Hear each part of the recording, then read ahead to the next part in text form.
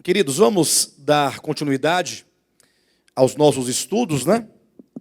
Estamos revendo as mensagens da conferência de 2017, do ano passado, a fim de que todos sejam um. Eu convido os irmãos, portanto, a abrir a Escritura no Evangelho de João. Vamos ler aqui inicialmente dois textos. O texto de base, que a gente sempre lê, que está em João capítulo 14, versículo 6. E então nós vamos para João capítulo 18. Capítulo 14 de João, versículo 6, que diz assim: Respondeu-lhe Jesus: Eu sou o caminho e a verdade e a vida. Ninguém vem ao Pai a não ser por mim. E agora capítulo 18 de João, versículos 35 a 38, que diz assim: Replicou Pilatos: Porventura sou judeu? A tua própria gente e os principais sacerdotes é que te entregaram a mim. Que fizeste? Respondeu Jesus: O meu reino não é deste mundo. Se o meu reino fosse deste mundo, os meus ministros se empenhariam por mim, para que não fosse eu entregue aos judeus. Mas agora o meu reino não é daqui. Então lhe disse Pilatos: Logo, tu és rei? Respondeu Jesus: Tu dizes que sou rei.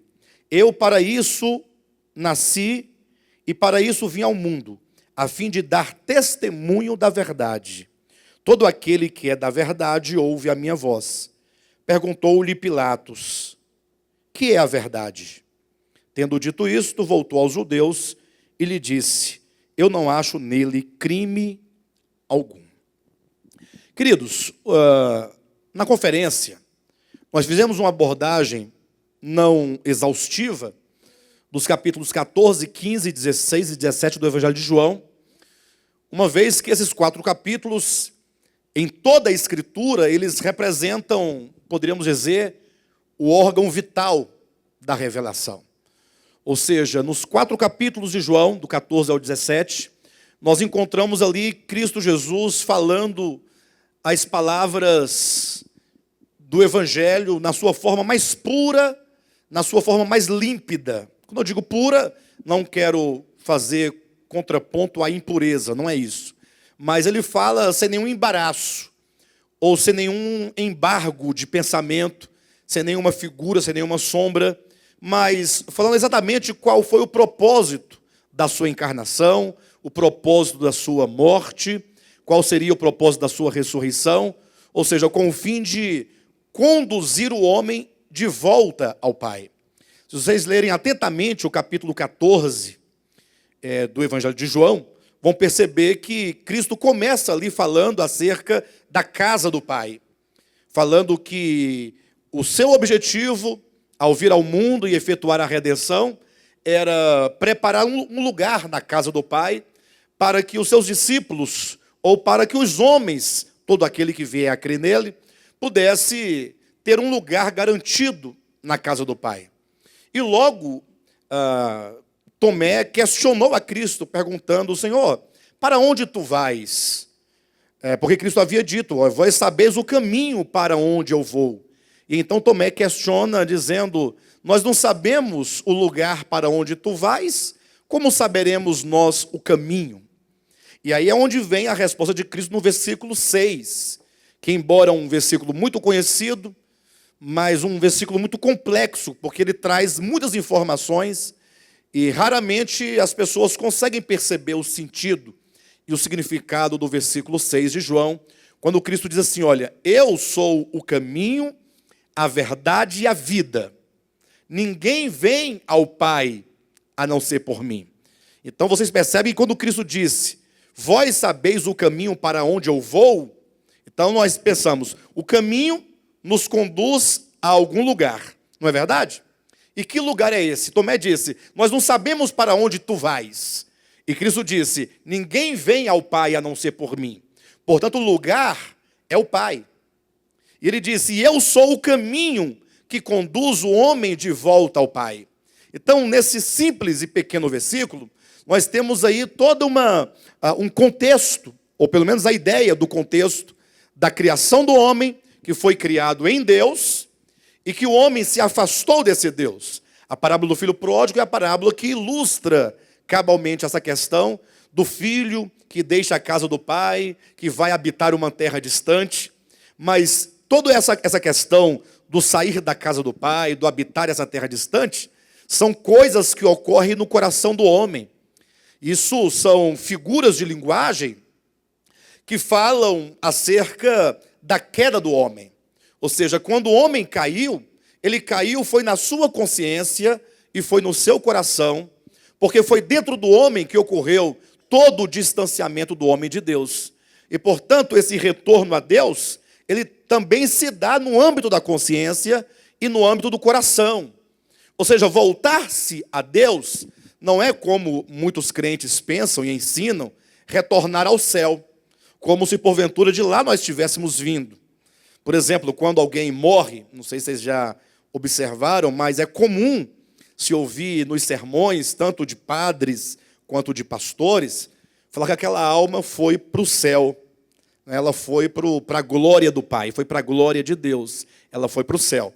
E tanto é verdade que as igrejas ainda insistem até hoje em afirmar que nós todos, a igreja será arrebatada para ir morar no céu com Deus eternamente. Ora, mas a Escritura não tem esse ensinamento. Até porque a Escritura claramente nos mostra que Deus fez a terra para o homem habitar nela. E é dito que os justos herdarão a terra e não o céu.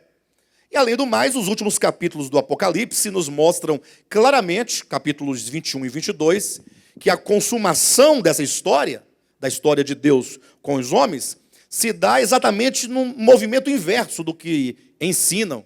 É a Nova Jerusalém que desce dos céus à terra, e não da terra para o céu. Ou seja, a Escritura ela conclui a sua revelação dizendo: e vi novo céu e nova terra. E vi a Nova Jerusalém que descia do céu, da parte de Deus, de modo que ele ouviu uma voz dizendo: eis o tabernáculo de Deus com os homens nesta nova terra. Esse tabernáculo de Deus é a igreja, ou que seja, os santos do Antigo e do Novo Testamento, em completa glorificação, que serão como um grande candelabro, a casa de Deus, a habitação de Deus, a tenda de Deus, o tabernáculo de Deus, que habitará entre os homens, entre as nações da terra. Então, o fato é que esse retorno ao Pai não é um retorno ao céu, mas é um retorno que ocorre na consciência e no coração. E neste ponto, nós temos que refletir um pouco sobre nós mesmos, sobre a nossa condição e, sobretudo, sobre o nosso ser cristão. Infelizmente, por longos e longos anos, por muitos anos, e milênios inclusive, a igreja, tanto católica quanto protestante, ou reformada e evangélica, ela tem pregado a mensagem do evangelho no âmbito espaço-temporal. Ou seja, eles dizem, se nós fizermos todas as coisas conforme manda a cartilha, que no caso seria a Escritura, a Bíblia enquanto os livros sagrados, então, um dia, questão de espaço, de tempo, nós iremos estar com o Senhor. Nós seremos levados para estar com o Senhor nos céus. Quer dizer, é uma questão de espaço. E isso nos levou, então, a sermos aqueles que têm meramente uma expectativa de que em algum tempo nós estaremos em algum lugar que não será a terra. Aí poderíamos falar como diz a reza dos católicos, Enquanto isso vivemos neste vale de lágrimas, neste vale de misérias humanas aqui na terra, porque eles entendem que nós, em algum tempo, questão de tempo, estaremos em algum lugar com Deus.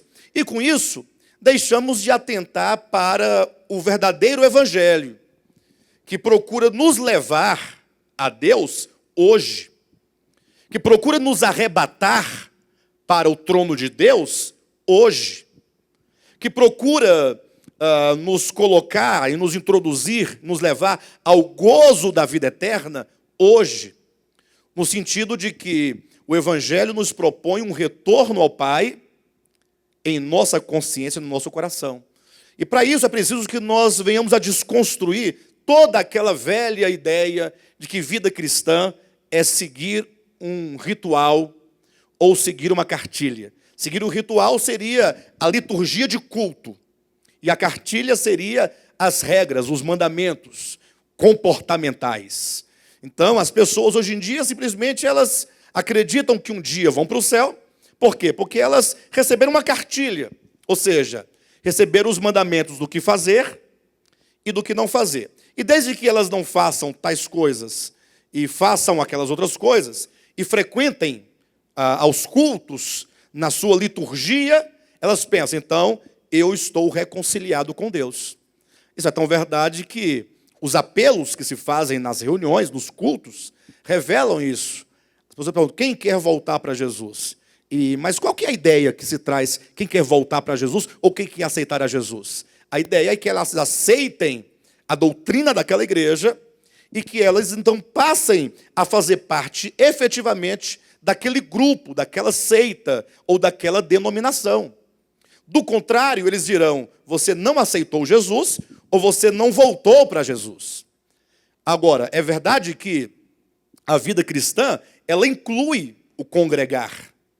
E também inclui mandamentos de Deus. Mas isso seriam coisas que viriam como mera consequência da verdadeira reconciliação com Deus. O homem precisa de se reconciliar com Deus. Ou seja, essa reconciliação que vai acontecer na sua mente, no seu entendimento, no seu coração. Quando nós lemos, por exemplo, Efésios capítulo 4, versículo 17 e 18, o apóstolo Paulo, ele coloca exatamente dentro do homem o problema da queda. Ele fala que os gentios andam na vaidade dos seus pensamentos, com o entendimento obscurecido, com um coração totalmente alheio à vida de Deus. Então, reconciliação de fato não se dá num mero rito, não se dá num mero levantar de mãos ou num ato de batizar na água pela primeira ou segunda ou terceira vez, e nem de participar de liturgias e de reuniões, de cultos e cerimônias, etc. e tal. A reconciliação, ela só pode ocorrer no coração. E essa reconciliação, portanto, que no caso de João capítulo 14, versículo 6, eu sou o caminho, a verdade e a vida, essa reconciliação, que é esse retorno ao Pai, o retorno ao Pai é o retorno à vida, porque o distanciamento do homem do Pai é que o levou à morte. Então, esse retorno, ele passa por um caminho. Ou seja, existe um caminho de reconciliação. Talvez alguém ouvindo essa mensagem diga assim, bem, eu passei por tudo que me falaram para fazer. Falaram para aceitar Jesus, eu aceitei. Me deram a cartilha, eu aceitei. Falaram para eu participar dos rituais da igreja, de todas as cerimônias, eu participo. Agora, se isso não é reconciliação, e a reconciliação deve acontecer na consciência e no coração, como fazer? Porque as pessoas querem uma coisa prática. Elas querem uma resposta assim, olha, para você ser salvo, você não pode comer esta comida. Você não pode beber esta bebida. As pessoas querem uma receita. Você não pode usar esse tipo de roupa. Você não pode ter esse tipo de comportamento. Você tem que frequentar este lugar. Você tem que ler este livro. Aí as pessoas querem uma coisa, elas querem um caminho, na verdade. Elas querem um caminho. Mas Jesus disse, eu sou o caminho. O caminho é uma pessoa. O caminho é o próprio Cristo de Deus encarnado, vivendo e andando entre os homens. Agora, como trilhar este caminho que é o Cristo de Deus? Como trilhar esse caminho que é o próprio Cristo? Afinal, foi ele que declarou, eu sou o caminho.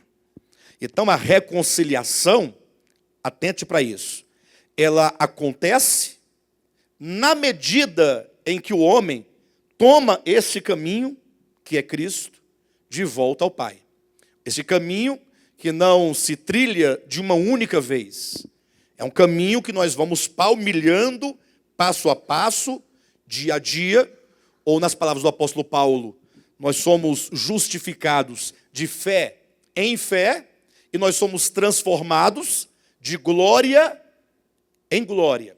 Então, tantos quantos queiram experimentar a salvação de Deus, quantos queiram ser reconciliados com Deus, quantos queiram falar, gloriando-se na cruz de Cristo, dizendo que eu sou salvo em Cristo Jesus, precisam conhecer este caminho. Por isso que, além do caminho, Jesus também diz, eu sou a verdade. Então, a vida é o próprio Deus. A verdade é o próprio Cristo. E o caminho é Cristo. Para nós entendermos o caminho, precisamos entender primeiramente o que significa quando Cristo disse, eu sou a verdade. Então, quero falar um pouco com os irmãos acerca da verdade de Deus, que é Cristo.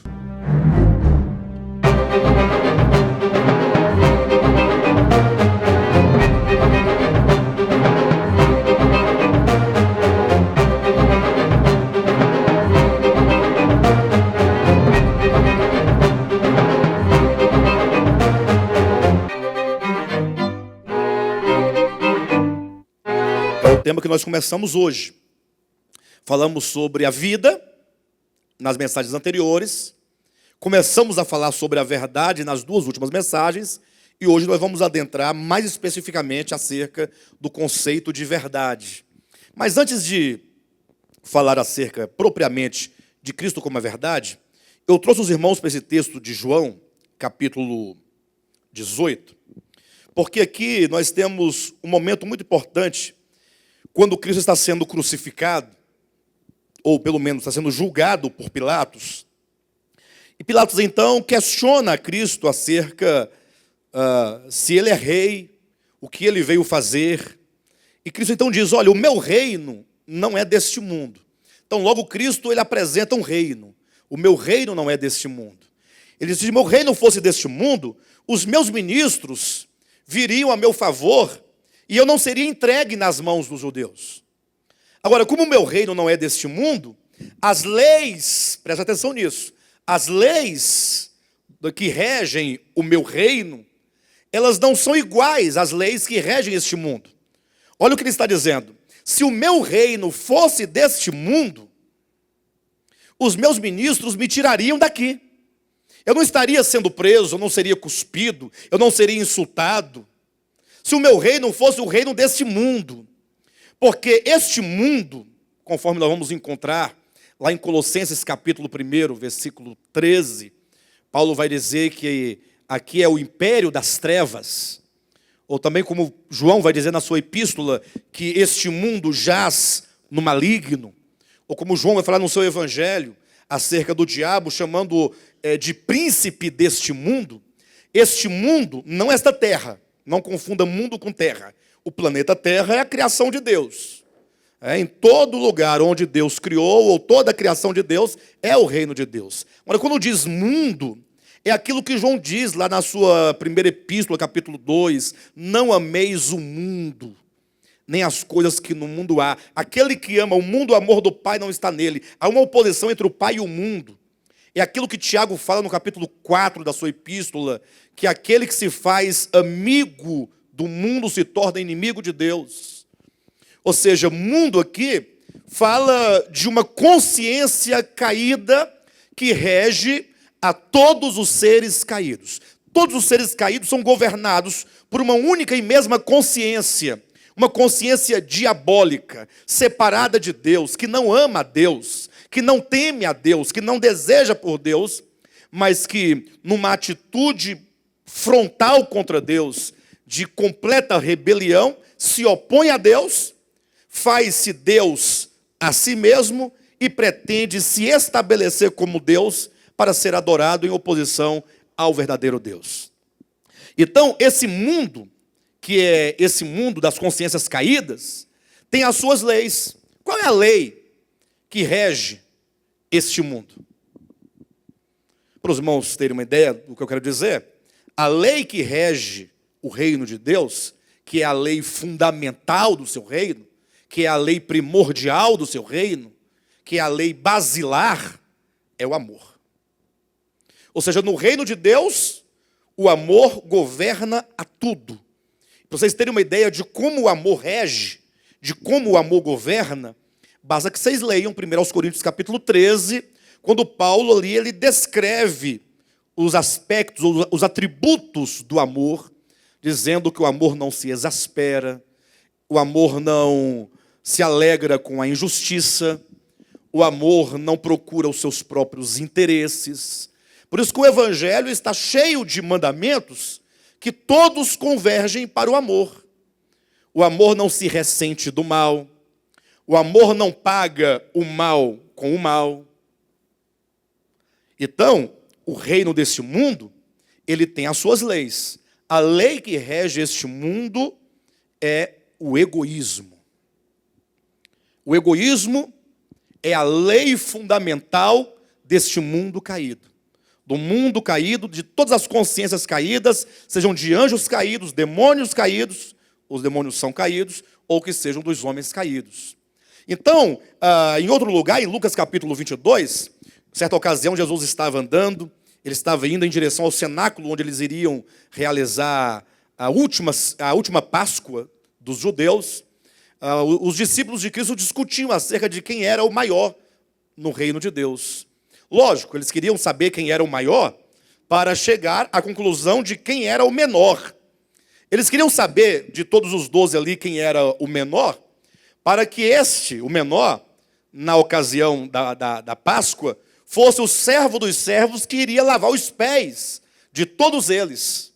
Então eles queriam descobrir qual deles iria fazer esse papel de servir, não somente lavando os pés de Cristo, mas de todos os apóstolos. Nenhum deles queria ser o menor nesse sentido. Nenhum deles queria servir, porque o egoísmo, ele não quer servir. O amor, ele é altruísta. Amor é um dar-se constante, sem nenhum pedido de troca ou de ressarcimento. Já o egoísmo não, ele só quer ser servido. Então os discípulos, na base do egoísmo, eles discutiam essa questão.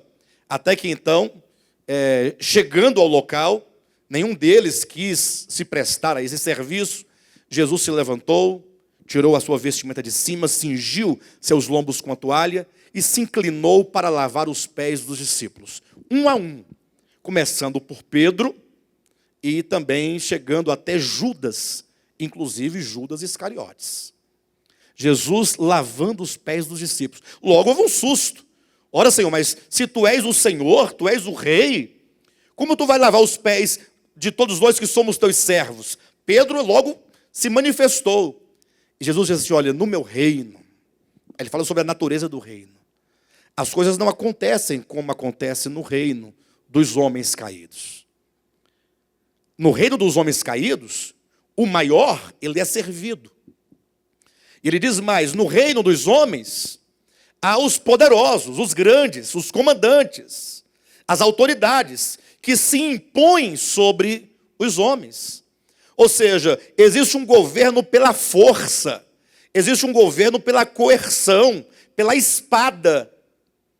Razão porque, quando Cristo foi preso, Pedro sacou da espada, lembra? Cortando a orelha de um soldado chamado Malco.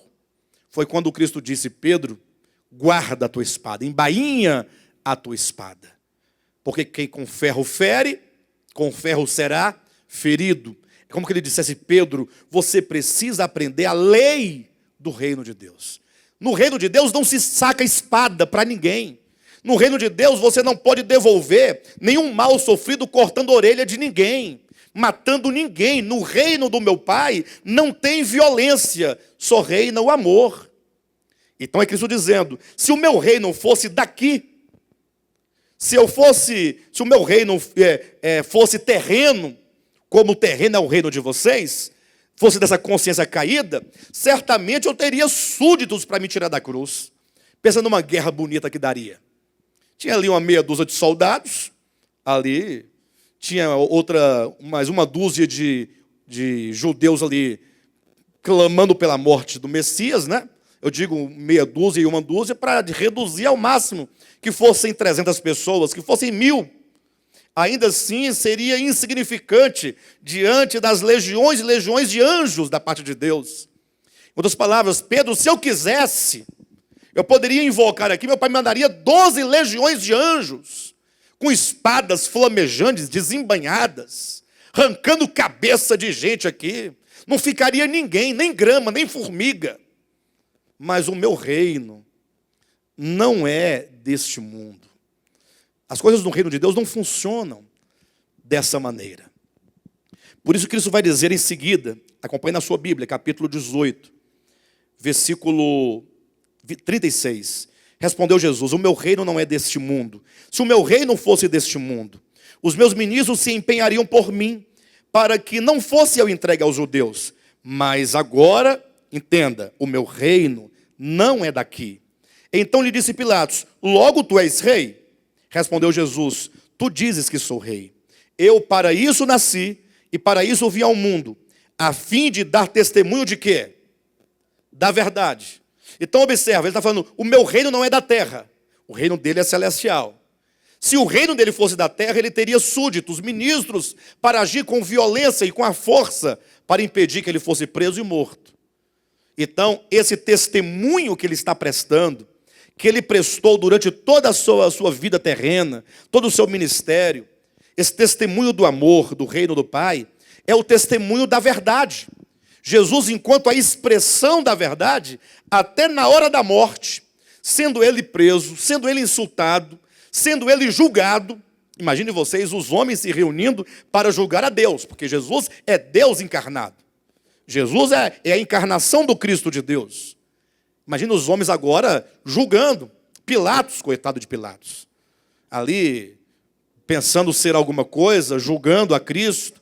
Herodes, ou seja, Caifás, Anás, Caifás, os líderes religiosos judeus, todos julgando, condenando a Cristo. E ele dando esse testemunho da verdade, do que é a verdade.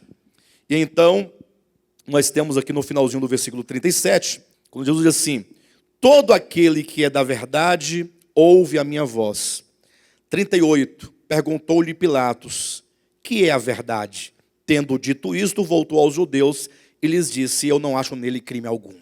Veja que Pilatos, quando Jesus fala que veio dar testemunho da verdade, Pilatos, ele faz uma pergunta irônica, ou mesmo uma pergunta retórica. Eu digo que é uma pergunta retórica porque ele pergunta, nem ele espera alguma resposta, e nem Cristo responde alguma coisa acerca do que ele perguntou. Na verdade, ele não está perguntando assim a Cristo. Cristo, ou que seja, Jesus, o que é a verdade? O Senhor poderia dizer para nós o que é a verdade? Ele não está perguntando sobre o que é a verdade. Ele está dizendo, ora, o que é a verdade? Em outras palavras, Pilatos ele tinha o entendimento de que não há verdade absoluta. Pilatos parte do pressuposto de uma verdade relativa. É como que ele dissesse, e como Nietzsche falou em relação ao cristianismo, nos seus escritos, que a verdade ela é relativa. E aí os cristãos vão criticar Nietzsche, porque Nietzsche disse que não há verdade absoluta, que a verdade é relativa. Ora, mas quando Nietzsche fala que a verdade é relativa, ele parte de um contexto prático. Ou seja, quando ele olha para o cristianismo, e quando você olha para o cristianismo, quando eu olho para o cristianismo, ou quando qualquer pessoa olha para o cristianismo, isso é um fato irrefutável, nós não podemos ver verdade absoluta. Por que não, pastor? Ora, porque o cristianismo está fracionado em centenas e milhares de segmentos, de seitas, cada uma apresentando a sua própria verdade. Querem ver uma coisa? Igreja Adventista do Sétimo Dia, eles dizem que tem a verdade. Se você perguntar para eles o que é a verdade, eles vão dizer, são as 27 doutrinas adventistas. Eles têm um livro chamado Nisto Cremos. Se você lê-lo, você encontrará 27 ou 28 doutrinas. Não é? Desde a primeira, enumerando, doutrina 1, doutrina 2. Dentre elas, eles vão dizer que a verdade consiste, uma das facetas da verdade, consiste em não comer peixe de couro, em não comer carne de porco, não comer javali, não comer coelho, não comer cobra, camarão, essas coisas. Porém, se vocês forem a um segmento muito próximo dos adventistas, inclusive um rebento, porque saiu de lá, que são os TJs, Testemunho de Jeová, eles também dirão que tem a verdade. E se você perguntar a eles o que é a verdade, eles vão dizer para você, vão dar um livro chamado Conhecimento, e lá eles vão dizer que você não pode doar sangue, e nem comer galinha à cabidela. Ou, no caso, a galinha ao molho pardo. Para eles isso é a verdade, ou é pelo menos uma faceta da verdade, dentro das coisas. Vão dizer que a verdade é que as letras, né, a palavra Jeová, do ponto de vista fonético ou morfológico, ou fonético morfológico, é a verdade. Para eles, se você falar Senhor Deus, você está errado. Se você falar Javé, está errado. Se você falar Iavé, está errado. Se você falar, Senhor, eu não sei teu nome, mas me dirijo a ti que é o Criador, está errado. Tem que ser Jeová.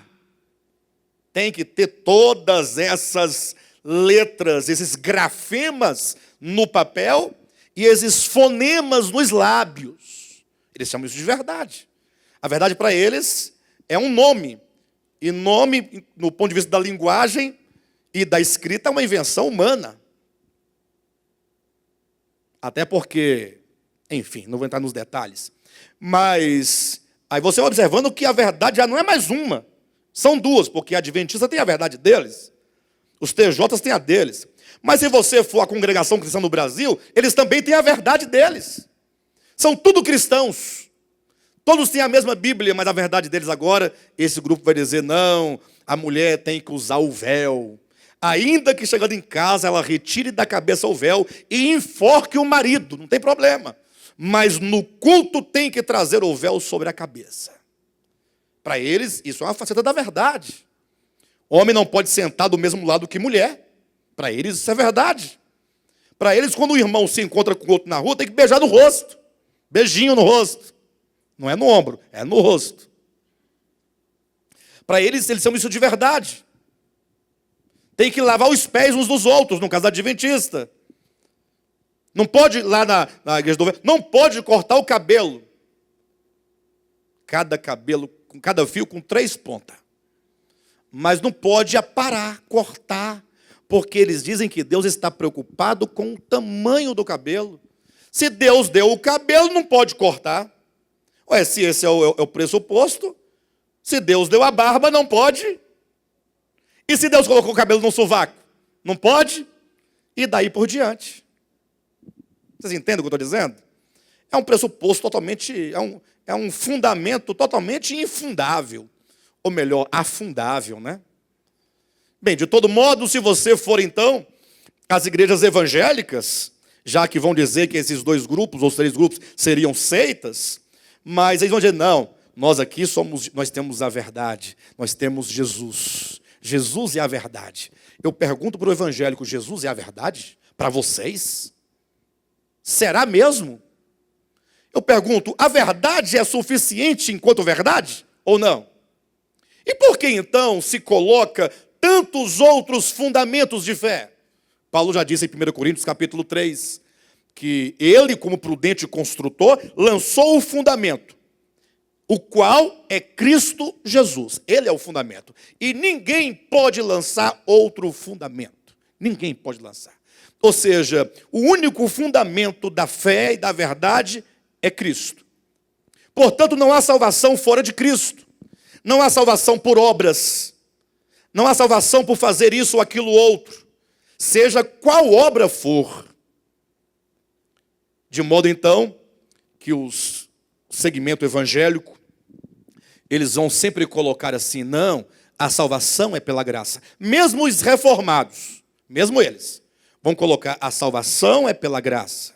Ambos os segmentos, seja calvinista ou não, vão pregar pela graça. Lógico, o calvinista vai até a morte sem renunciar isso. Já o evangélico, num dado momento, ele começa a duvidar da graça que ele diz que pela qual ele é salvo. Mas todos os segmentos vão dizer que é preciso que se faça alguma coisa além de Cristo. Pastor, mas não tem que fazer nada. Eu digo, nada de fazer. Porque Cristo, enquanto proposto no Evangelho, não é uma doutrina e nem traz um conjunto de doutrina. Ninguém nunca viu Jesus com uma Bíblia debaixo do braço. Ele disse, eu sou, o caminho, a verdade e a vida. As palavras que eu digo, não as digo de mim mesmo, são do Pai, e elas são espírito e vida, e são as minhas palavras que vivificam. Ora, se vivifica, não são palavras para serem encadernadas, mas são palavras que transformam, que mudam o ser. As palavras são espírito, por isso que na Nova Aliança é dito que o Espírito de Deus inscreve no coração e na mente a vontade de Deus. De sorte, então, que se há alguma coisa boa que fazendo agrada a Deus, não deve ser feito enquanto mera ordem ou mera obra, mas deve ser a expressão do ser de Cristo amalgamado ao nosso ser. Como disse Paulo, logo já não sou eu quem vive, mas Cristo vive em mim. Como diz também Paulo em Colossenses capítulo 3, versículo 4, né? É a vida de Cristo, ou é a vida que é o próprio Cristo em mim, se manifestando, se expressando aos homens. De modo então que, se você conversar com qualquer segmento desses religiosos, e você for apertando e perguntando, vai chegar um momento que eles vão dizer o seguinte, olha, na verdade é assim que eles falam. Nós não somos salvos por obras, mas fazemos obras porque somos salvos. O problema da obra, esse termo obra, até que é um termo bíblico. É um termo bíblico. Verdade. Mas ele deve ser entendido dentro do contexto neotestamentário. Obra não enquanto fazer meramente. Porque muito se pode fazer meramente. Ou exteriormente. Lembra que Cristo diz assim, olha, quando vocês fizerem dar esmolas, não é obra? Ou quando vocês orarem, não são obras? Quando vocês jejuarem, não são obras? Não façam como fazem os fariseus. Ou seja, os fariseus faziam obras. Só que eles faziam obras mecânicas, obras manufaturadas, obras industrializadas. Eles não tinham fruto como resultado da vida. Olha como Jesus fala diferente. Eu sou a videira, vós sois os ramos. Todo ramo que permanece em mim, esse dá muito fruto. As obras de Cristo, de que diz o Novo Testamento, são fruto do Espírito e da vida, da palavra encarnada em nós, vivendo em nós. Então, quando olhamos para o cristianismo, nós vemos que não há verdade absoluta, não há unidade de verdade. Eu estou falando dentro do cristianismo. Então, nesse sentido meramente histórico, olhando para a igreja no seu aspecto histórico, nós não vemos a verdade absoluta.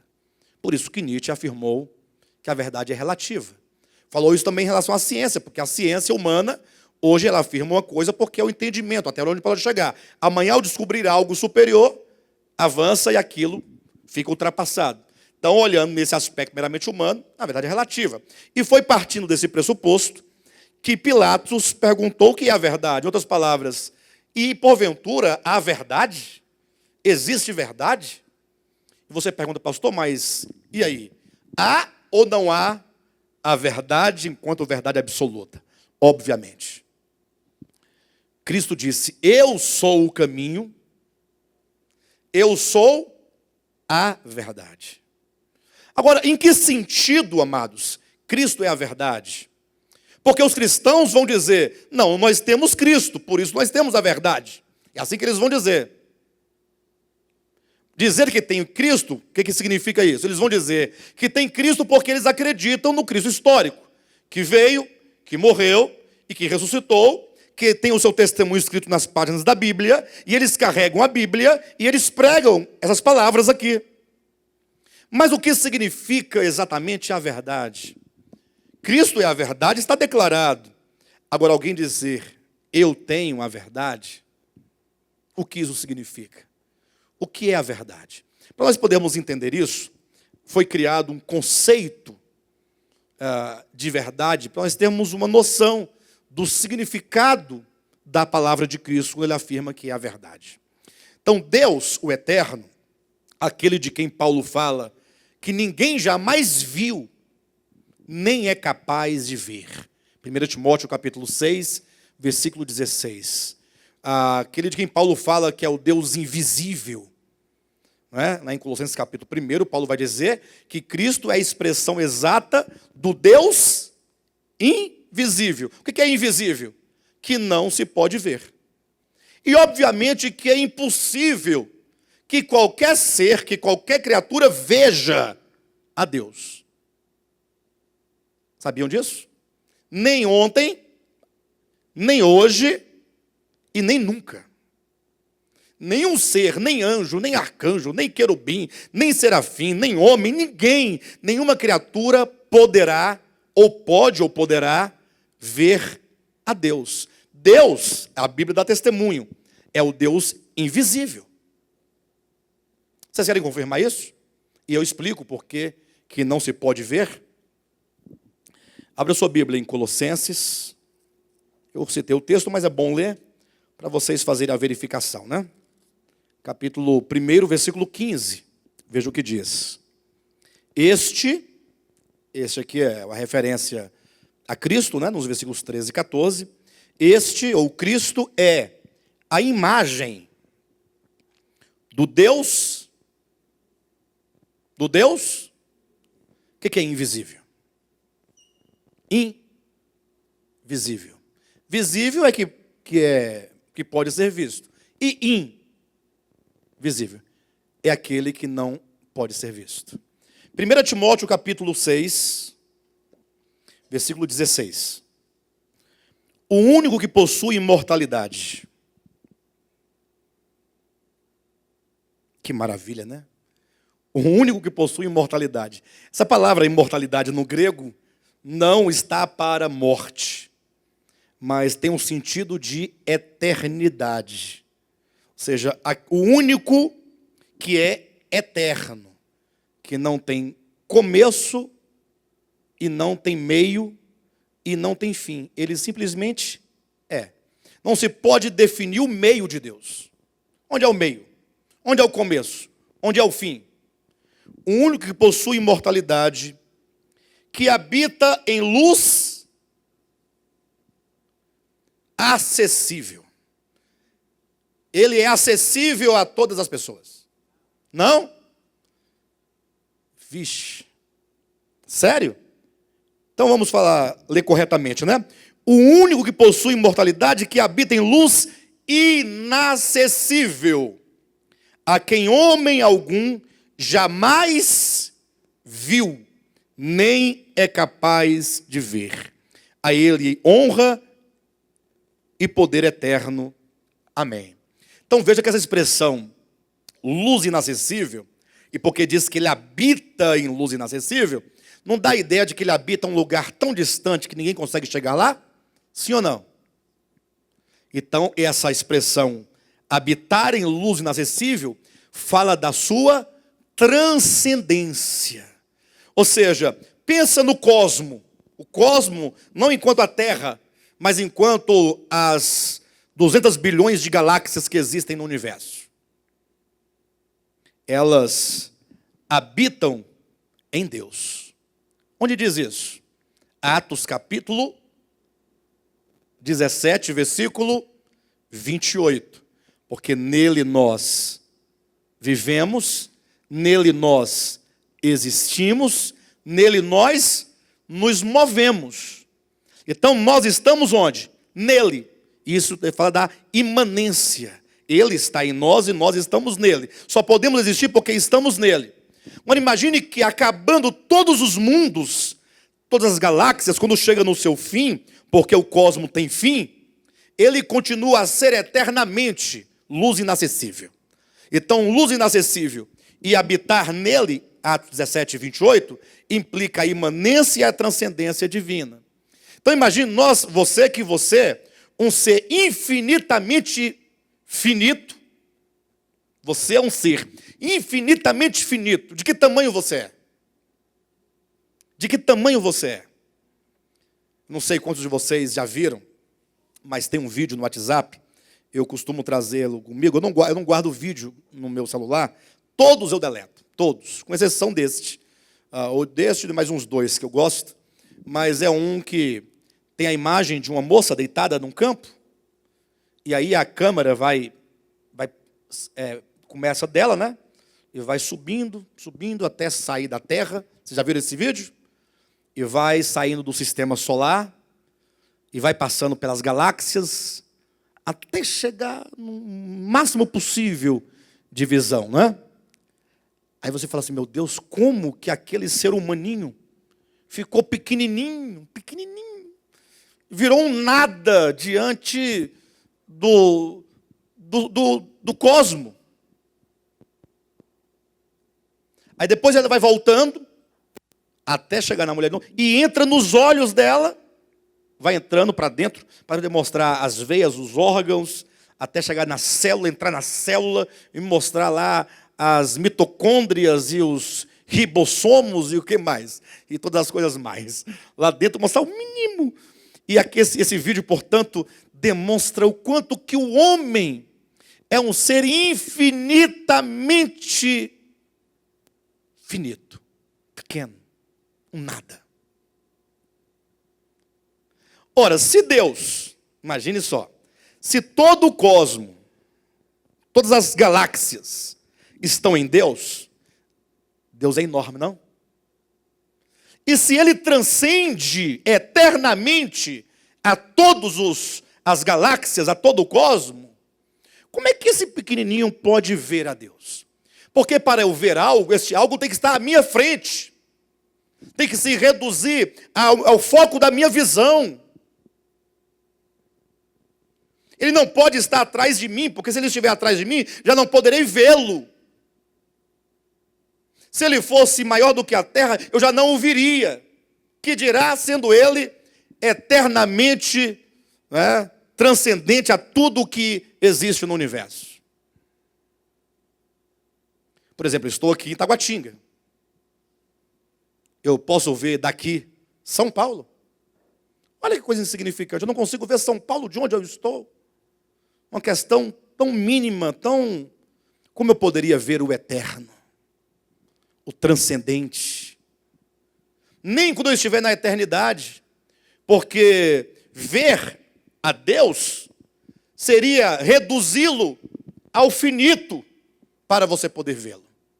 E você ainda crescer numa dimensão pelo menos igual ao finito ao qual ele se tornou. O que é impossível. Você chegar a uma dimensão tamanha, e ele se reduzir ao finito. Deus é absoluto. Ele é infinito. Ele é eterno. Então, quando nós falamos deste Deus, a quem ninguém jamais viu, nem é capaz de ver, esse Deus infinito, esse Deus que lá no livro de Moisés foi proibido de fazer dele imagem, exatamente porque o homem não pode jamais desenhar o rosto de Deus, porque qualquer tentativa de fazê-lo, haverá erros terríveis, porque o homem é muito finito, não tem essa condição. Esse Deus absoluto, nós podemos chamá-lo de realidade. Ele é o único que é absolutamente. Por isso, quando Deus se revela a Moisés, no âmbito da teofania, né, da visão, da revelação, Deus diz a Moisés, olha Moisés, quando perguntarem a ti, quem foi que te enviou, diga que foi o eu sou. no texto hebraico, são 4 consoantes. O tetragrama judaico, que veio a ser posteriormente, né, com a junção das vogais de Adonai, deu o nome Iavé. Ou com as vogais de Elohim, a palavra Jeová. Mas esse nome é o verbo ser. Não é o nome. É apenas para que o ser humano, na sua pequenez, tenha a ideia de que ele é o único que é em essência, porque ele não foi criado. Nenhum homem pode falar, eu sou. Eu sou. E para isso eu posso evocar aqui as palavras do padre Antônio Vieira, que foi um grande erudito da teologia católica durante o século XVII, da linha barroca. Ele escreveu muitos sermões, belíssimos sermões. Lógico que, enquanto literatura, tudo é muito bom do Vieira. Enquanto teologia, nem tudo é bom. Mas há muita coisa boa. E ele tem um sermão chamado Quarta-feira de Cinzas. O nome do sermão é este porque ele pregou esse sermão numa quarta-feira de cinzas. Aí deu-se o nome do dia, do evento. E ele fala, portanto, sobre a morte. Ele fala sobre o ser do homem, sobre o ser de Deus. Inclusive, se vocês pudessem ler esse texto, façam isso. Não morra sem ler o sermão Quarta-feira de Cinzas, de Antônio Vieira. Não permita, não morra antes de ler esse texto. Leia antes de você morrer. Dizem que antes de um homem morrer, ele tem que fazer o quê? Ele tem que ler um livro, plantar uma árvore e ter um filho, né? Eu diria que você tem que, além desses 3, ler o sermão de Antônio Vieira, Quarta-feira de Cinzas.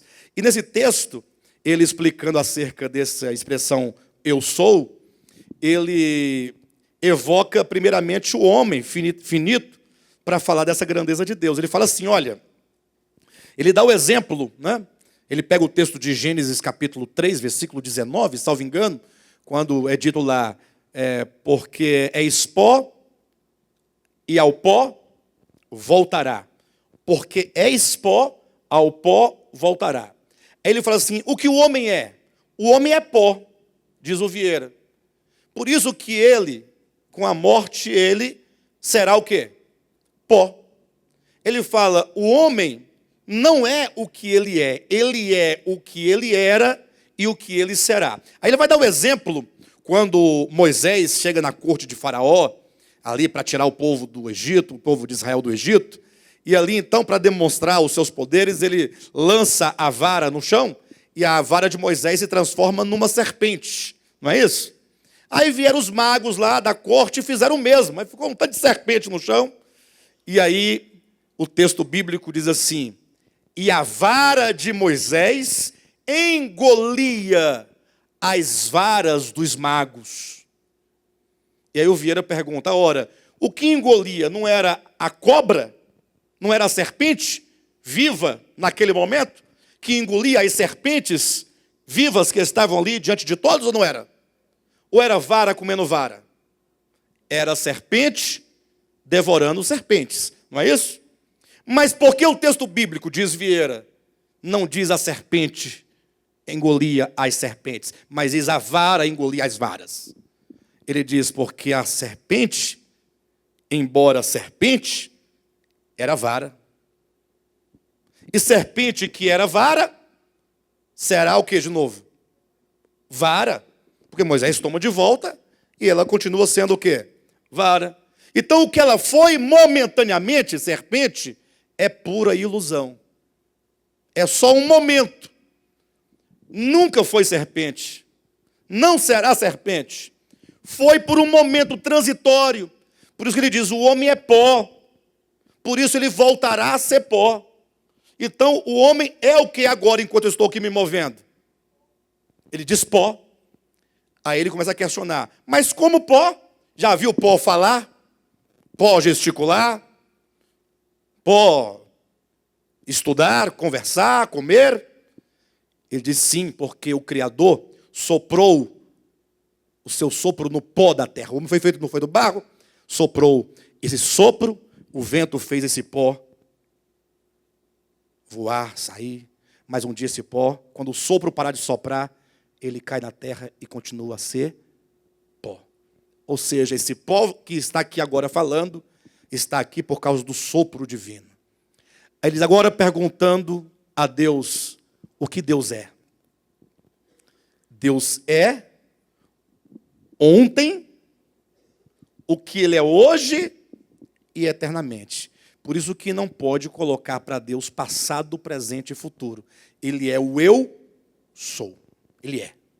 Só Deus é. Portanto, Deus é a única realidade. Porque tudo mais está no estado transitório e passageiro. Deus é a verdade, Ele é a realidade. Ele é o autor de todas as coisas. Ele é o criador de todas as coisas. Se porventura um dia tudo vier a passar, Ele continuará a ser sempre o que Ele é. Como diz Tiago na sua epístola, Ele não sofre nenhuma mudança no seu ser. Deus não pode crescer, Deus não pode diminuir, Deus não pode nascer, Deus não pode morrer, Ele é.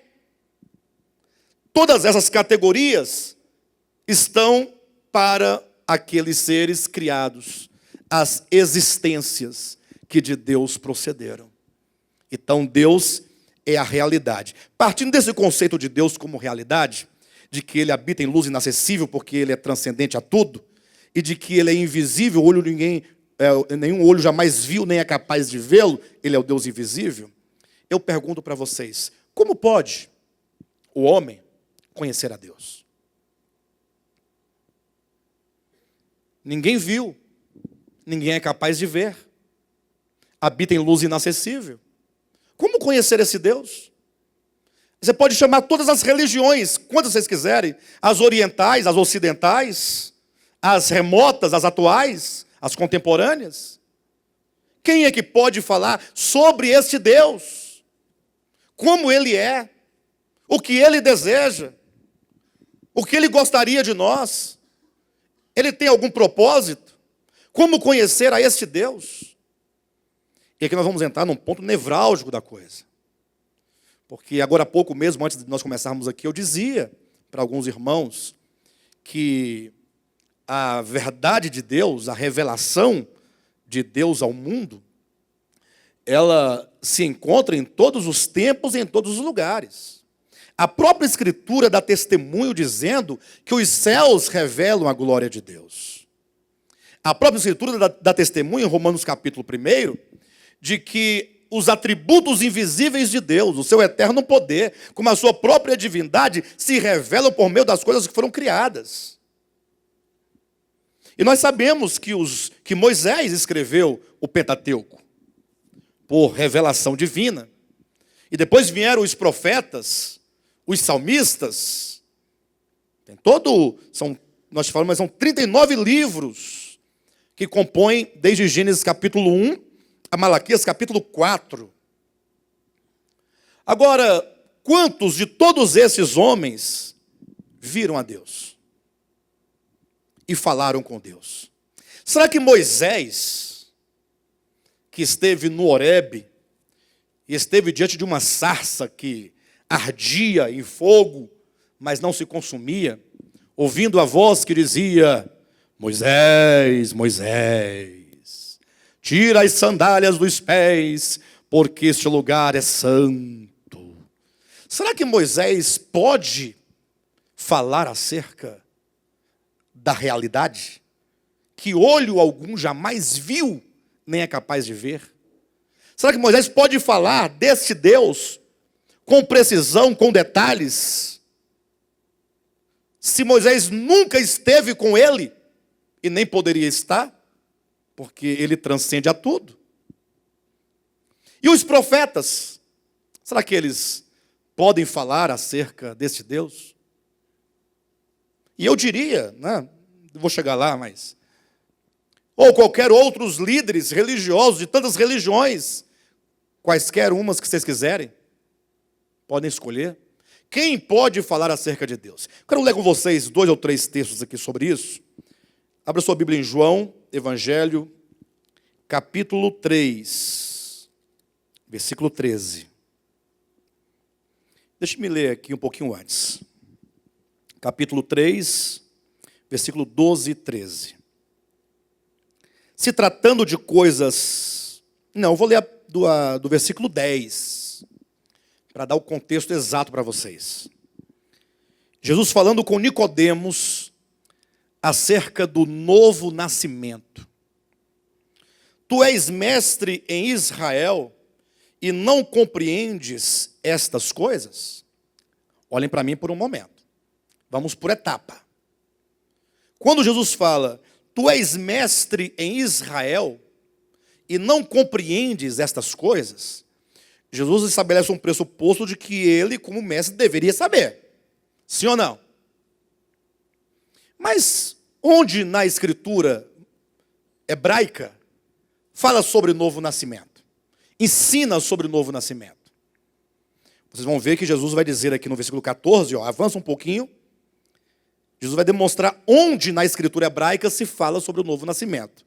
E do modo porque Moisés levantou a serpente no deserto, assim importa que o Filho do Homem seja levantado, para que todo o que nele crê tenha vida eterna. Vida eterna aqui é o novo nascimento. Ter a vida eterna é o nascer de novo. Então ele compara o novo nascimento que ele está ensinando a Nicodemos com o fato de Moisés, lá no deserto, ter levantado a serpente de bronze, e quantos olhassem para ela, era curado do veneno da serpente, né, que havia picado o povo. Ou seja, a pessoa que ia morrer pelo veneno da serpente não morria mais. Pelo menos iria viver mais temporalmente, mas não morreria daquele veneno.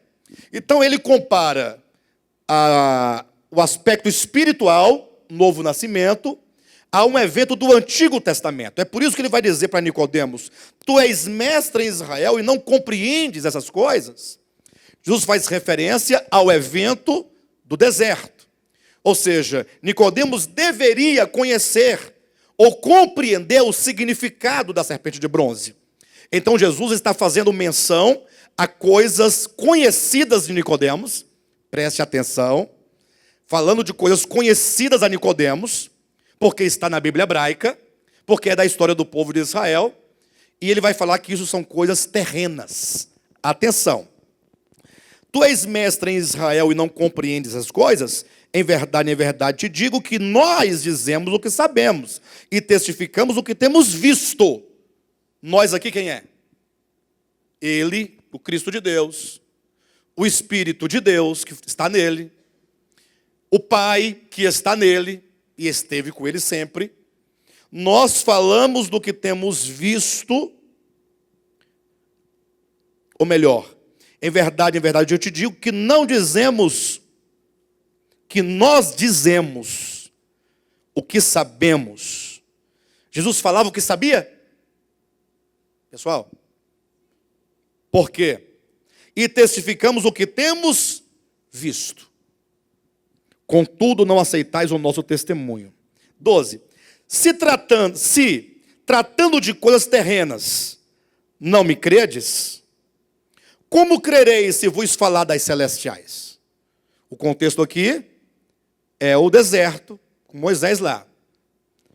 Ora, atenção, ninguém subiu ao céu, senão aquele que de lá desceu, a saber, o Filho do Homem que está no céu. Então sublinhe na sua Bíblia aí. Ninguém subiu ao céu. Ninguém.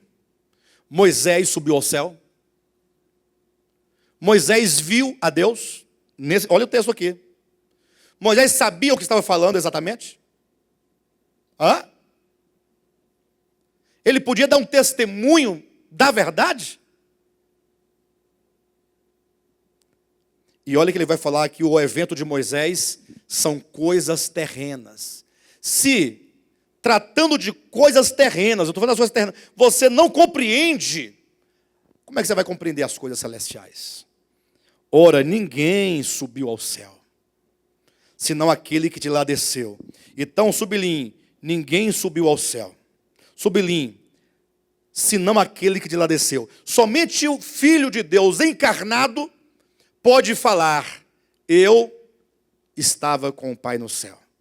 Eu o vi. Por isso no versículo 11 fala que dizemos o que sabemos e testificamos o que temos visto.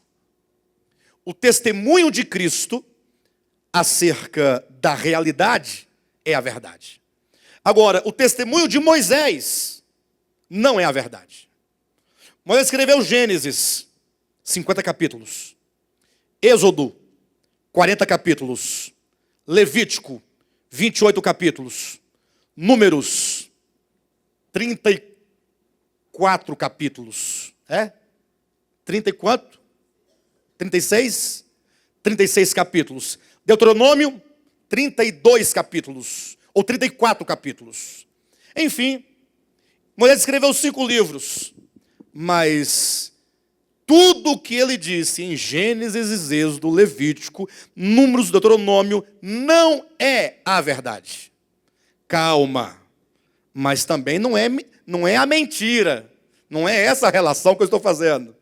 Não é a verdade, eu quero dizer que tudo o que ele recebeu, embora por inspiração divina, foi apenas um vislumbre opaco daquilo que ele podia ver no seu tempo e que não expressa a realidade. Não expressa a realidade. Podemos mostrar isso para vocês na Bíblia? Mais um texto? João capítulo 1, versículo 14 em diante. E o Verbo se fez carne e habitou entre nós, cheio de graça e de verdade. Vimos a sua glória, glória como do unigênito do Pai. João testemunha a respeito dele e exclama, João Batista, este é o de quem eu disse, o que vem depois de mim tem, contudo, a primazia, porquanto já existia antes de mim. Só uma perguntinha, quem era mais velho, João Batista ou Jesus? Quem era mais velho, Jesus ou João Batista? Quem era mais velho, Jesus ou João Batista? Eles eram primos, vocês sabem que eram primos. E João Batista era 6 meses mais velho do que Jesus. Agora João Batista, eu não sei se ele sabia exatamente o que ele estava dizendo, mas ele falou palavras muito verdadeiras. Esse é João Batista dizendo acerca de Cristo, é o de quem eu disse, o que vem depois de mim tem a primazia. Tem lógica isso? Quem tem a primazia? O que vem primeiro ou o que vem depois? Pessoal, ajuda aí. Não, assim, dentro da lógica humana, quem tem a primazia, o primeiro ou o segundo? É lógico, o primeiro tem que ter a primazia. Mas olha o que ele disse. O que vem depois de mim tem o quê? Tem a primazia. Em que perspectiva ele fala que Cristo veio depois dele? Nessa perspectiva humana, natural, enquanto homem. Porque enquanto homem, Jesus nasceu 6 meses depois dele e foi introduzido no ministério depois de João Batista. João Batista é o precursor do Messias. Então, nesse sentido terreno, Jesus vem depois de João Batista. Porém, contudo, vindo depois tem a primazia. E por que vindo depois tem a primazia? Porque numa outra perspectiva, agora eterna, ele disse, porquanto já existia antes de mim. Aí ele aponta para a divindade de Cristo. Ele aponta para a eternidade do Filho. O Cristo cósmico de Deus, o Cristo eterno de Deus, o Logos eterno de Deus. Falando desse Logos, continua o texto. Porque todos nós temos recebido da sua plenitude e graça sobre graça. Puxa vida, hein? Todos nós temos recebido da sua plenitude? Hein, pessoal? Eu queria saber como é que a teologia explica esse texto. Porque a teologia explica da seguinte maneira, que quantos se convertem a Cristo, crendo no sacrifício de Cristo, na sua morte e ressurreição, aceitando Jesus e sendo batizados nas águas, recebem a Cristo e, portanto, pode dizer que recebeu da sua plenitude. Agora, quando João diz isso, ele está falando antes de Cristo morrer, antes de Cristo ressuscitar, antes de haver o batismo de Jesus Cristo. Ele está falando mesmo para quem? dando o testemunho para os judeus, para escribas, para fariseus, para o povo em geral. E ele faz tal afirmação, porque todos nós temos recebido, lógico, porque sem ele, nada do que foi feito se fez. E graça sobre graça. Olha o 17. Porque a lei foi dada por intermédio de Moisés. Entenda isso. O que Moisés trouxe? A lei. E o que é a lei, irmãos? Hebreus capítulo 10, versículo 1. A lei tem sombra de bens vindouros, não a imagem real ou exata das coisas. A própria Escritura declara que a lei é uma sombra. Lógico que é uma figura de linguagem, mas a sombra que ele quer dizer é uma sombra mesmo. Ele quer dizer, existe uma verdade, existe uma realidade.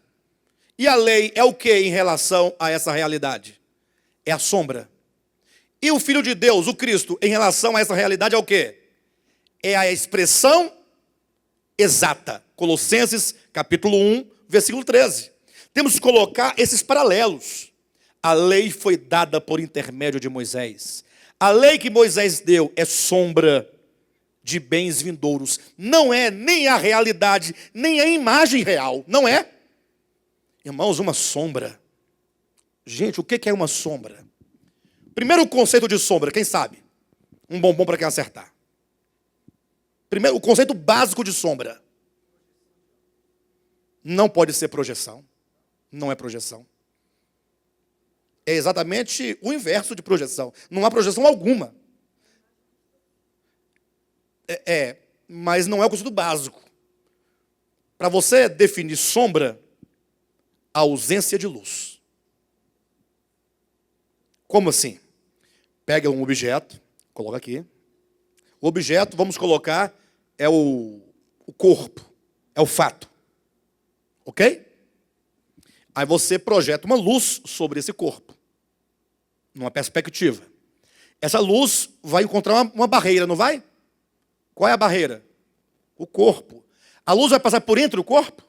Não. Ela vai passar pelo lado do corpo. Não vai pelos lados? E por cima? Mas no lugar do corpo, aqui à frente, onde a luz não pode alcançar, fica a ausência dela. A sombra é onde a luz não refletiu. Entenderam? Quem compreendeu? Muito claro, não? Portanto, a sombra é a ausência, é onde a luz não refletiu. Então, se eu partir desse princípio básico, que a lei de Moisés é sombra, é ausência de luz. Também é um aio, é um outro conceito. No caso, o aio, ele é a explicação por que Deus deu a lei, para ela servir de aio. Ou seja, por que sendo sombra, ainda assim Deus deu a lei? Aí seria esse caso do aio. Mas quando diz que a lei, Hebreus capítulo 10, versículo 1, visto que a lei é sombra de bens vindouro e não a imagem real das coisas, ou você pode pegar também Colossenses capítulo 2, versículo 16 e 17, que diz que, que tudo isso, referindo-se aos elementos da lei, comida, bebida, dia de festa, lua nova e sábados, tudo isso tem sido sombra de uma realidade do corpo, que é Cristo. A lei, ela é uma sombra, portanto, ausência de luz. Se aprofundarmos no conceito de sombra, vamos imaginar, a sombra, ela de alguma maneira, ela aponta que existe ali um corpo. Não é? Porque se a luz passa e deixa a marca daquele corpo que impediu a luz, a sombra me fala de uma realidade. Embora essa sombra, ela distorça o objeto. Já viu uma sombra perfeita de alguém, de algo? Ela engorda ou emagrece, estica, deforma. Sombra deforma. Ou seja, se a lei é sombra, quando ela fala de Deus, ela não pode falar com exatidão. Ela vai distorcer. Mas não é uma distorção maquiavélica, por engano, por mentira. É a própria característica da sombra, porque não é a verdade. A sombra consegue mostrar a cor, o cheiro, o abraço, o pulsar do coração, os sentimentos, os atributos de Deus. Não é possível conhecer a Deus por meio de Moisés. Olha o texto de João, capítulo 1, versículo 17. Porque a lei foi dada por intermédio de Moisés. A graça e a verdade. Agora veja que, quando Cristo vem, ele não traz sombra. Ele traz o quê? A verdade. A graça e a verdade vieram por meio de Jesus Cristo. E para ninguém pensar que eu estou aqui criando coisas da minha cabeça, o versículo 18 ratifica tudo o que eu disse. Ninguém jamais viu a Deus. Moisés, a lei foi dada por intermédio de Moisés. Versículo 18. Moisés não viu a Deus. Está na sua Bíblia isso ou não está? Sim ou não? Moisés está dentro desse ninguém? Eu pergunto, por que o versículo 18 está depois do 17? Alguém vai dizer, porque o 18 sucede o 17. Não, eu pergunto, por que a informação do versículo 18 sucede ao 17, se não para explicá-lo? Se não para você entender, gente, a lei foi dada por intermédio de Moisés. Só que Moisés não viu a Deus. Agora, a verdade veio por meio de Cristo. Agora, esse sim, o Deus unigênito que está no seio do Pai é quem o revelou. Então a verdade não vem por meio da lei, porque a lei foi dada por Moisés e Moisés não viu a Deus. A verdade vem por meio de Cristo, porque Cristo está no seio do Pai. O que é seio? Peito. Mas será que Jesus está lá com a cabeça no peito do Pai? É igual à expressão seio de Abraão, lá em Lucas capítulo 19, não é? Seio de Abraão não pode absolutamente se referir, se não simbolicamente, mas diretamente naquela parábola, senão às entranhas de Abraão. O pobre, o Lázaro, gentil, na parábola, a representação do gentil, foi para o seio de Abraão. O que significa em Romanos 11, é um ramo que foi enxertado na oliveira, colocado nas entranhas, parte da oliveira. Quando diz que o Deus unigênito que o revelou, que está no seio do Pai, quer dizer o quê? Que o Filho não somente estava no céu com o Pai, lado a lado, beleza? Como é que tá? E aí? Bora dar um passeio por aí nos céus? Na varanda do céu? Não. Quer dizer que o Filho está nas entranhas do coração. Ele conhece, ele sabe quem é o Pai, porque ele é um em essência com o Pai. Então ele pode falar do Pai exatamente quem é o Pai. Por isso que ele traz a verdade. O Deus unigênito que está no seio do Pai. Quando Cristo disse, eu sou a verdade, ele está dizendo assim, se o Pai é a realidade suprema, se os homens aqui não podem conhecer a Deus, porque a realidade suprema é invisível, e não somente invisível, mas ela é transcendente a tudo e eterna, e o homem jamais poderia vê-la ou conhecê-la na sua totalidade. Se homem algum jamais subiu ao céu, como esse homem vai conhecer a realidade que é Deus? Todo o conceito que eu gerar acerca de Deus, o conceito, a ideia acerca de Deus, que eu gerar a partir de mim mesmo, será um grande equívoco, não será a verdade.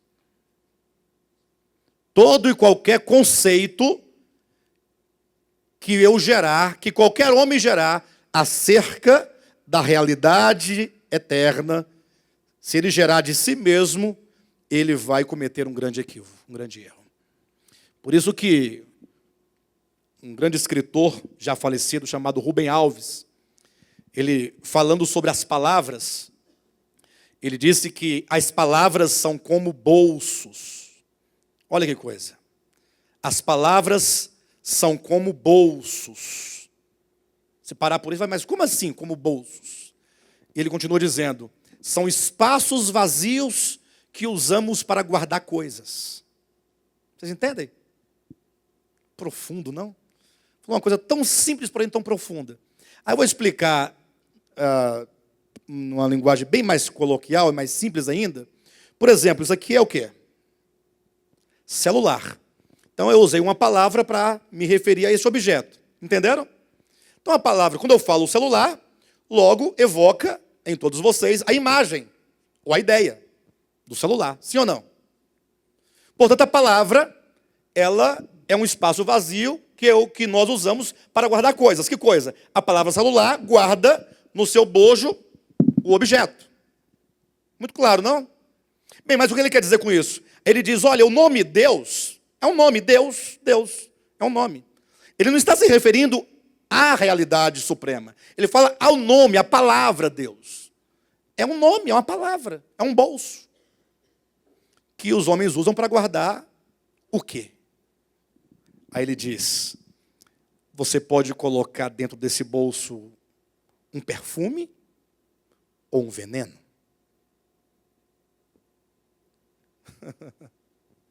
Extraordinário, não? Ele quer dizer com isso o seguinte, que quando você, eu,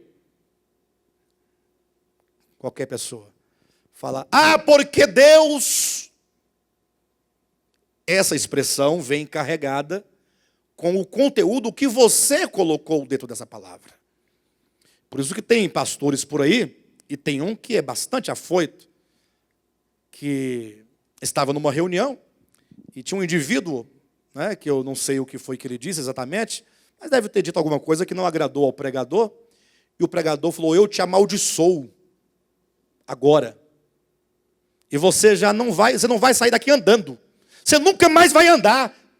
Em nome de quem que ele fez isso? De Deus? Não, do Deus dele. Do Deus dele. Porque essa palavra Deus, para ele, carrega um demônio. Carrega um ser iracundo, um ser vingativo, um ser que se ofende com as palavras, que se ressente do mal, que não é capaz de pagar o mal com o bem. O Deus dele não é capaz. Então, qualquer imagem que eu criar de mim mesmo acerca da realidade suprema, será apenas um bolso que levará a imagem que eu crio desse Deus. E, portanto, será um grande equívoco. Então, não tem como nós sabermos quem é Deus. Interessante é que os homens chamam aquilo que eles entendem sobre Deus, que são as suas doutrinas, eles chamam de verdade. Entenderam? Alguém falou acerca de Deus, alguém leu a Bíblia todinha, 32 vezes. Agora eu já li 32 vezes, né? Aí come uma feijoada com bastante pé de porco, orelha de porco, focinho de porco, rabo de porco, bem gorda, bem temperada, já por volta de 00:45, por aí. Aí dorme, ronca, aí tem os seus pesadelos, acorda e fala, Deus me revelou algo. Porque afinal ele leu a Bíblia 32 vezes. Aí ele passa a divulgar essa imagem, essa sua compreensão particular, ele chama isso de verdade. Por isso que o mundo está nessa confusão toda, cada um com a sua verdade, e cada um querendo converter o outro à sua verdade. Pregando e fazendo apelo para o outro se converter à sua verdade. E se o outro não se converte à verdade dele, aquele outro que não se converteu, vai para onde? Para o inferno. E o que vai para o inferno está dizendo o que do outro? A mesma coisa. Está todo mundo acusando e condenando todo mundo, porque cada um tem a sua própria verdade. Podemos dizer, então, que verdade, essa expressão verdade, é o conceito exato que nós podemos ter da realidade. O conceito exato. Se o conceito não é exato, não é a verdade. Olha, e quem tem o conceito exato? Bem, eu não tenho, não sei quem tem. Eu sei que esse conceito é o que está em João capítulo 1, versículo 1. No princípio era o Verbo.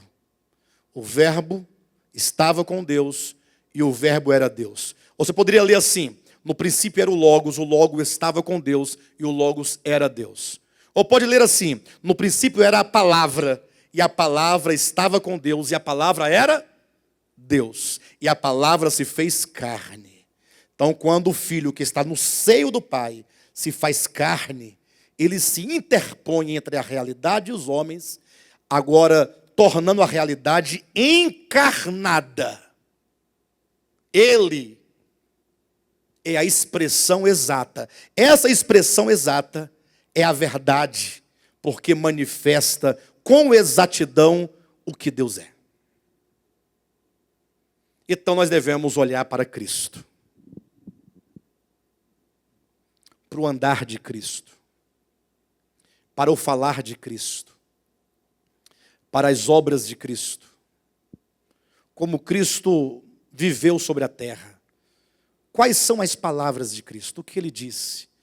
Tudo o que ele disse não eram meras palavras, eram palavras manifestadas a partir de um viver.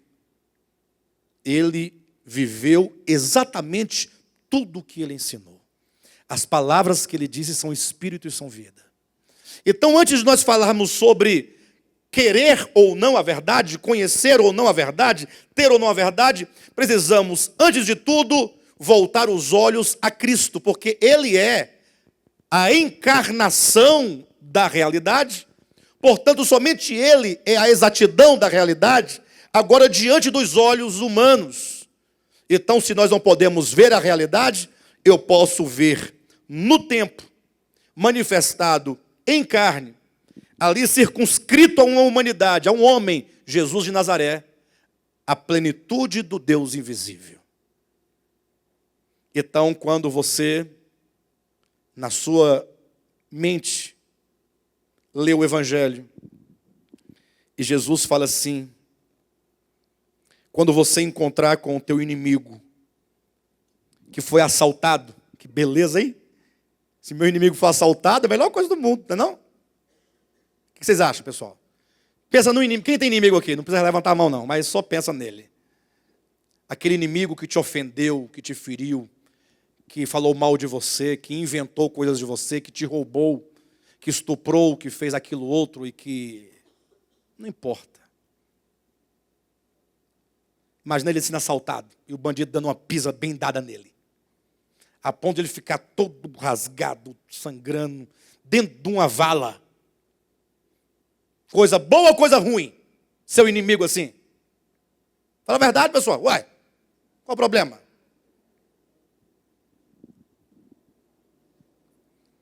E quando você passar e vir o seu inimigo, Jesus falando,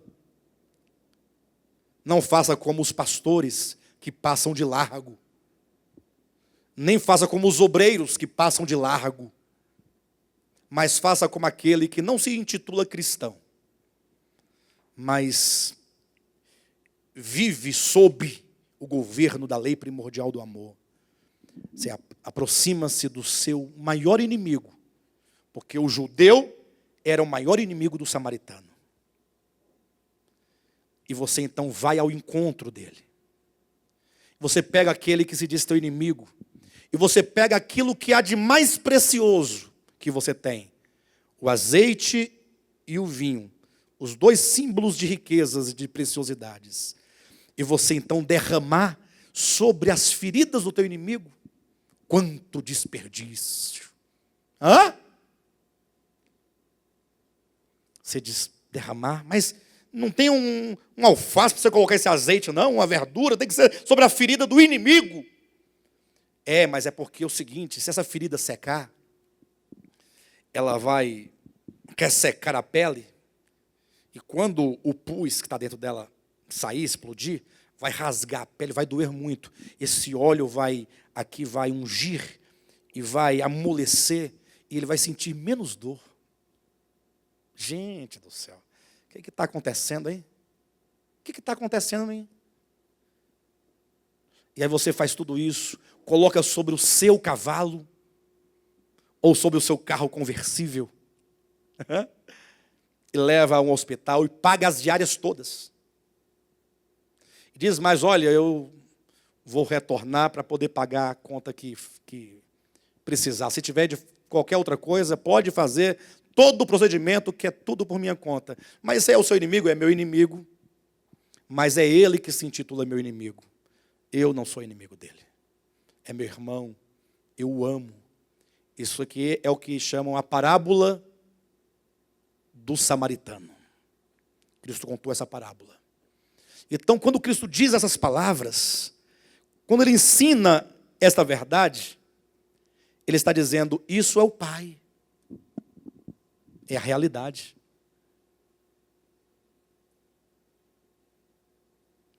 Aí eu pergunto para os irmãos, aqui na mente nós conhecemos a verdade. Está muito claro. Ninguém é doido de falar que Jesus está errado. Quem é doido aqui de falar? Não, Jesus está errado. O problema não está na compreensão da história das letras. Está na reconciliação no coração. Reconciliar-se com o Pai é crer nesta verdade. E não somente crer, mas afirmar categoricamente, com palavras e atos, não existe outro caminho senão o amor. Não há outro caminho. Um certo escritor disse o seguinte, se eu fosse escrever um livro de ética, ou de moral, ou de mandamentos, estou parafraseando, ou de estatutos, de ética moral, um livro de 100 páginas, 99 páginas estariam em branco. E na última página estaria escrito apenas amor. Entenderam? Então, voltando ao princípio da nossa conversa, reconciliar-se com o Pai não tem nada a ver com a prática religiosa de cerimônias, de ritos, batismos, dízimos, jejuns, cantorias e vigílias e tudo isso mais, e campanhas. Isso não é a verdade. A verdade é Cristo. E nós conhecemos Cristo por meio das suas palavras. Amém? Quando Cristo diz, eu sou o caminho, a verdade e a vida, a verdade é esse sentido. Tá bom? E nós vamos continuar falando sobre esse assunto da verdade, mas agora, para caminhar no caminho que é Cristo, nós vamos apresentar Cristo como o caminho nas próximas mensagens. Tá bom?